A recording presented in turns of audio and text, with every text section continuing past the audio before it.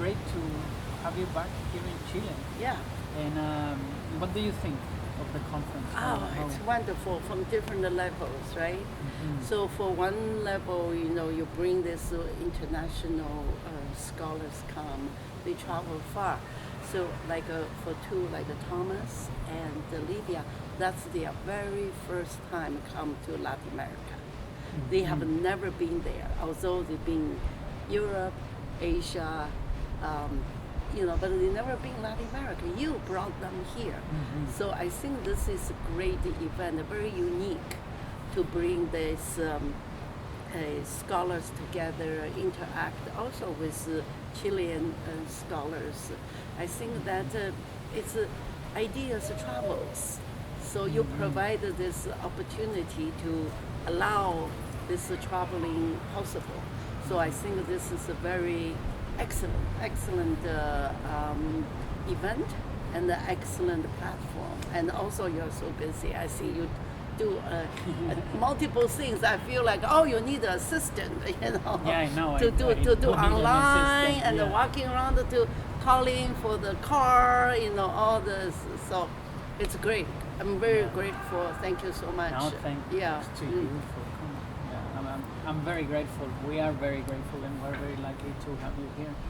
So, how do you envision this dialogue between China, Latin America, and also Europe? How do you think that it could develop, and what do you think we could gain from it? Yeah, I think it's very important right now the world become in the smaller because of technology to connecting us together. So that's one layer. But then another way we're thinking about we need to truly understand each other. It's not just being only change the idea, but also mutually come out something integration. So I think that's very important.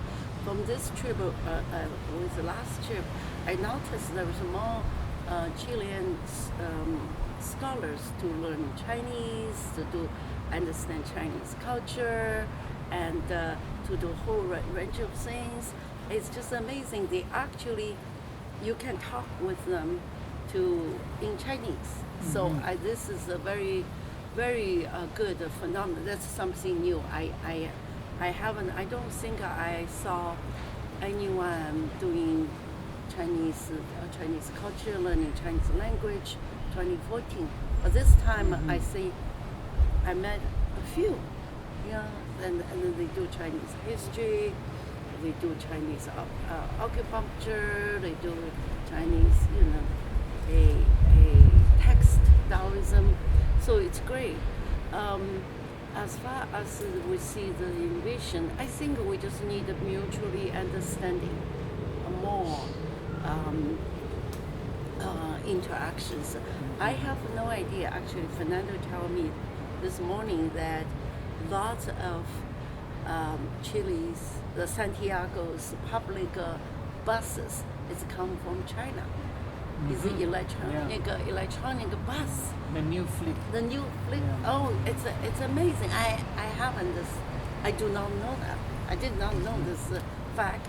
I did not see this thing. I never see one in a public bus from China in U.S. Right? That's right. Zero. Right. But then I also been in Europe. I just been in Berlin and Slovenia this year, and last year Rome. I didn't see that, but it's something very special in Chile. So I can see the culture, the people come together, and we understand more, and we have more bring a world into like a new period. Although I know right now world is chaotic, messy. There is a lot of conflict, lack of good leadership. But at the same time, I think we have grassroots people interact. We call the critical mass. The critical mass work together, good things will happen. So I'm hopeful, very I see, hopeful. yeah. Through this encounter, visiting here.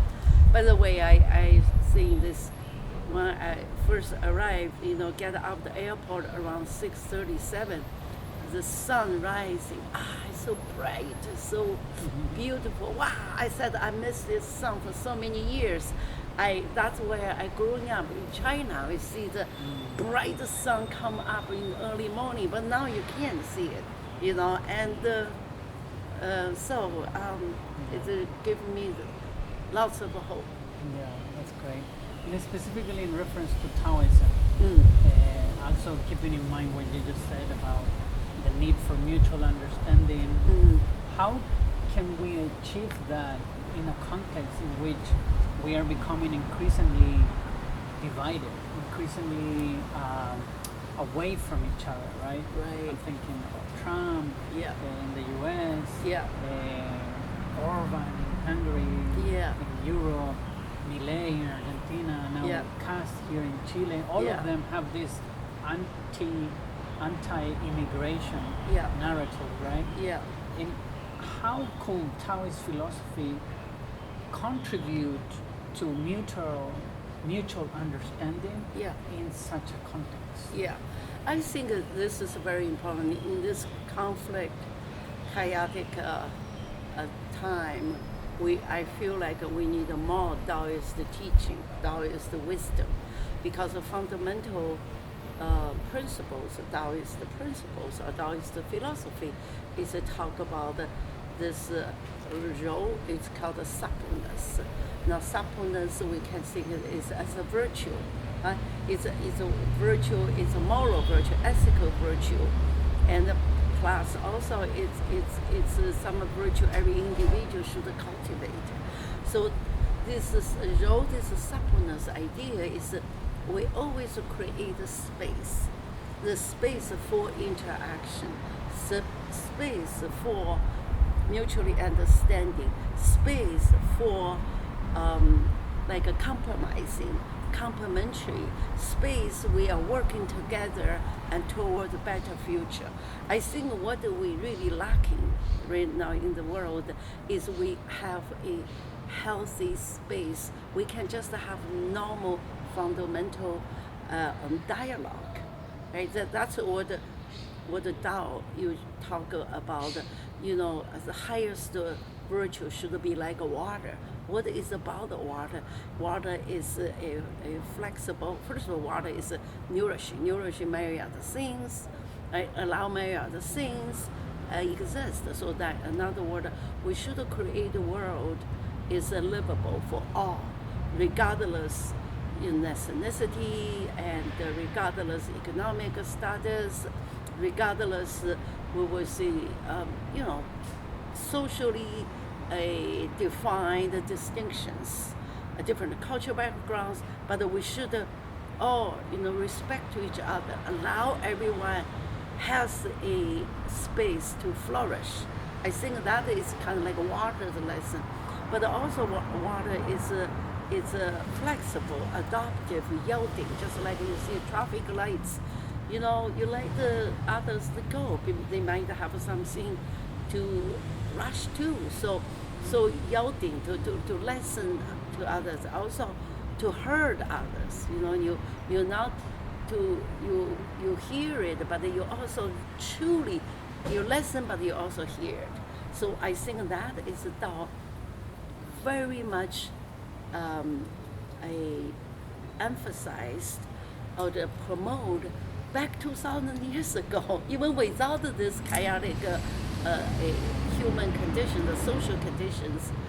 But the Tao already promote this is a virtue, intellectual virtue, moral virtue.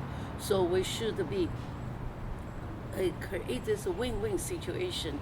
We not control each other. We not do power over, but where the power with. So I think that part is very important for Taoist views right now. I wish politicians can learn more Tao, to governing the stage, to governing the world, to think about the world, the challenges and the problems, and then we work together. So I think it's not about you lose one, I win, or I lose, you win. It's not that kind of oppositional mentality, but rather we work together, we create a win-win situation for all. I think that is not something new for Taoist philosophy, right? That's we come back 1,000 years. We always, so then I also want to say that's how in China have this kind of a good model of religious dialogue, interreligious dialogue. Here's an example. Actually, I can give you a concrete example. You in Hunan, Hengshan, if you know the Changsha near Changsha, about an hour and a half travel to, there is a Hengshan, there is a Taoist temple, and this temple running very interesting models, patterns. So they have Monday, Wednesday, Friday is it's a Taoist a person, monks charge this temple internal, because the temple also is a tourist site, right? So there is certain kind of tourists coming to buy the tickets, and there is a economic, financial activity come. But then so Monday, Wednesday, Friday is a Taoist monk collecting that. Tuesday, Thursday, Saturday is a Buddhist monk, right? Buddhist monk in charge, whoever want to, and then they split the Sunday. So it's incredible how they can work together. They have a different theory, they have a different teachings, but they can come working together. This is what we need in current world. Right? We need to work together. Let's move together forward. Let's hear to each other and to respect each other. Create a space for the dialogue, for truly dialogue. So it's not I don't think it's a black white, this type of struggle, conflict. But we do have challenges because we have differences. But if we also can, if you change position, change perspective, reposition yourself, then we can work together, compromising, mutually beneficial. So that's something we really do. I think Tao will provide something valuable to us. Yeah, that's very interesting and very timely approach to our contemporary context. That brings me back to the conversation we had yesterday about the fact that within China, Taoist philosophy plays a rather marginal role vis-a-vis, for example, the Confucian tradition. So that gets me thinking that maybe the Chinese people themselves, the Chinese nation itself, could benefit from Taoist insights. Yeah. What do you think of that? Well, I want to qualify to think about the Taoist philosophy plays a marginal position in China. Actually, it's in certain way that claim is right, but it's on superficial level, because you can see in academic there's lots of Confucian Institute, the leaders want to do promoting Confucianism, but if you look at the deep down, and a lot of politicians actually use the Taoist principle and to the policy making, and the Taoist principle in their daily life. Their own things. I don't know whether you heard this cliche talk about that in China. In the morning, they are Confucians. They go to work. They fulfill their obligation. At the night, they become a Taoist. They think about the cultivation of life, and how do they diet, the eating. How do they think about the exercise, Tai Chi. And then before they die, they think about the Buddhists because they want the reincarnation. So some days it's a melting pot. You have Confucian, Tao, and Buddhist. But I do want to see in certain type of propaganda, you really see always Confucius.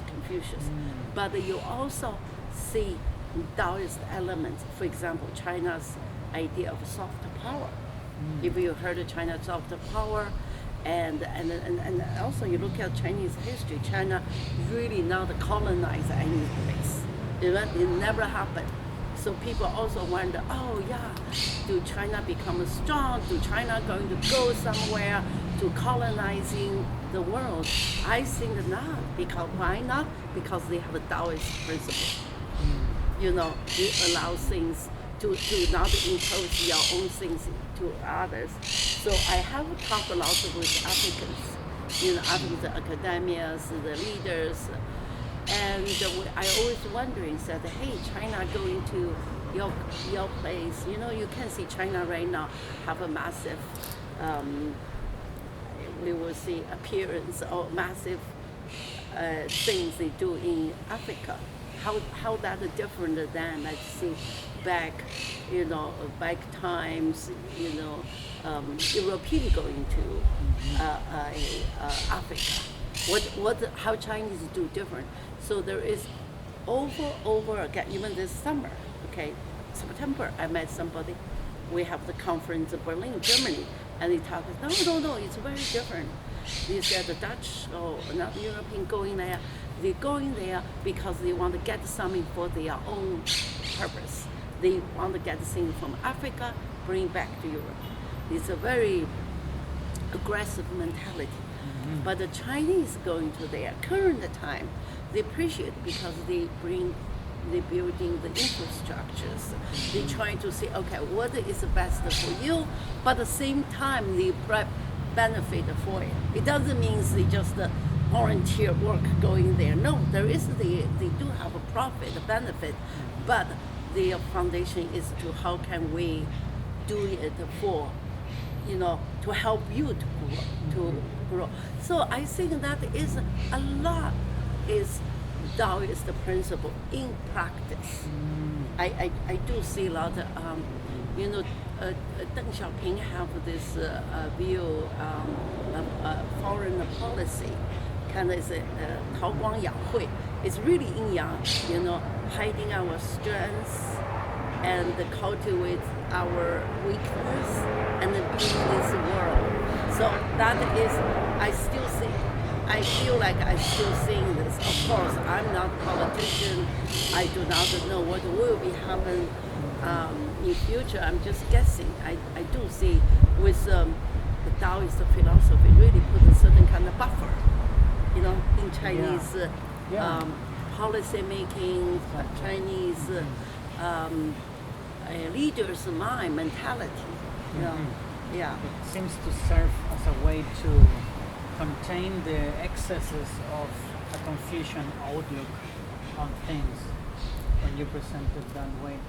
But at the same time, it gets me thinking about the fact that there seems to be a flattening of the Chinese identity to the extent that it is identified exclusively with Confucianism. Yeah, because Confucianism has lots of things to offer to China, and also to the politicians, because Confucius emphasized the family, but the family just a smallest building block for the entire society, right?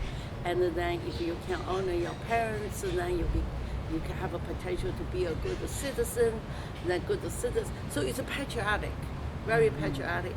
It's human-centered, so which Confucianism's view, all since the Han Dynasty, when China being unified, all the leaders, emperors, political leaders, they enjoy promoting Confucianism because that giving people sense of belonging, identity, and patriotic. So it's for example, you want peace, you want harmony. It's all this make political leaders easier to governing this basic land. So it does. You see right now in China, if you do Confucianism, you get more fundings.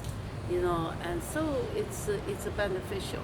But if you look at every Chinese private life, they are practice Tao. Also, they are not don't drink cold water, always hot water, always on time, 3 meals day on time, plenty sleep. It's all kind of teaching from Chinese medicine, but then you can trace back to Taoist ideas, because how your internal life, your personal life should align with seasonal change, with the day and the night, alternates with nature.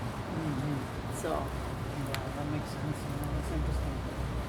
Yeah, and with regards to what you presented today, you talked about how the Taoist language, the Taoist terminology, the Taoist approach to things incorporates the animal world, the natural world. Exactly how do you think this particular perspective on things will alleviate and deal with the climate crisis and other environmental concerns? Yeah, I mean, there is environmental issue is also Taoist philosophy probably, yeah. Taoist philosophy, now the intention is, we want to promote environmental issues and avoid climate crisis. That's never been their intention, right? That's what, but they strongly believe the human's life will be enhanced, or the human's life should be connecting with nature, your environment. That's the Taoist day one principle. So they always pay attention, how do we think about our relationship with the environment. But of course, we have to treat the environment as serve humans, has resources. But the Taoists think about the environment as our family, it's a home. We need to take good care of our home. So I think that that is simple wisdom, and you can see actually become more and more important. Because if we always use this very young attitude towards nature, do not respect all things, right? And just cutting the trees and pollute the air, all that actually eventually will be damage human life as well. So I think that part should be really thinking about one interesting phenomenon. You've been in China. Most of the Taoist temples, it's not in the city, in the mountain. So you're going to visiting Tao, you're going to claim hiking the mountain, you're actually seeing the Taoist mountain, Taoist temples. That's what it is, because they want to physically close with nature, So I think that the part we do, and then there is another important part is human beings to work with technology. So this question is, the technology make human beings more alienated and become a slave of technology, or human beings actually being more liberated, forming your own artificial surroundings and become more genuine a person. So that this type of issue is debatable, but I do think a Tao philosophy offers some important insight to do, especially people doing some environmental ethics. Where they're going to see it. You question why we should respect environment. Why environmental deserve human attention?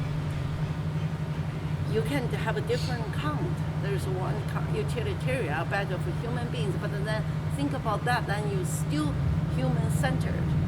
Right? So, but now we take human beings out of center of cosmos, out of this, but rather we exist within this cosmos, not in the center. You know, so that is a different perspective. It's not that the world depends on us, but rather that we depend on the world. Exactly. Yes. The world exists before you, and the world will exist after you. Exactly. It doesn't matter what you maybe just have a timeshare. You know, how long are you going to live? 150. Okay, you 150 years you live in this world, but guess what? After 150 years, world probably still exists. Yeah, absolutely. So, yeah, that's very interesting. Thank you, Robin. Right. It's been a really nice chat, and we look forward to have you here again in Chile. all right, Sometime yeah, soon. glad to be here. Yeah, let's make some good things happen in this troubled world, right? Exactly, All right. yeah. Okay. Okay. Thank you. Bye bye. Bye bye.